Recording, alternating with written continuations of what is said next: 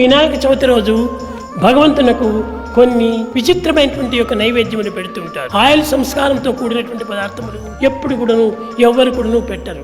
నువ్వులు రుబ్బి ఇంట్లో బెల్లం కలిపి బియ్యం పిండిని తీసి దాని ఆవిరితో ఉడికించి ఆ ఆవిరి లోపల పెట్టి దాని కుడుములు ఉండ్రాళ్ళు అనేటువంటి పేరుతో నైవేద్యం ఇస్తుంటారు వినాయకునికి. ఈ ఆయిల్ అగ్ని సంస్కారము చేరకుండా పోవటం చేతనే మానవునకు నిత్య ఆరోగ్యం అనుభవిస్తాడు. అట్టి ఆహారం భుజించేవాడు కనుకనే వినాయకునకు ఎట్టి బాధలు కూడాను శారీరకమైనటువంటివి సంభవించలేదు. ఈ నువ్వుల వల్ల ఆవిరి వల్ల కంటిలో ఉన్నటువంటి జబ్బు నివారణ అవుతుంది. ఈ ఆవిరి చేత పండింపబడినటువంటి యొక్క పదార్థము స్టమక్ లోపల అన్ని విధాల కూడాను మంచిని చేకూరుస్తుంది. ఎట్టి బ్లడ్ ప్రెషర్ కానీ బ్లడ్ షుగర్ కానీ లభించడం వీలు లేదు. కనుకనే ఆరోగ్యవంతంగా ఉండాలంటే మనము అగ్ని సంస్కారము ఒక విధమైన ఆయిల్ సంస్కారమును తగ్గించాలి.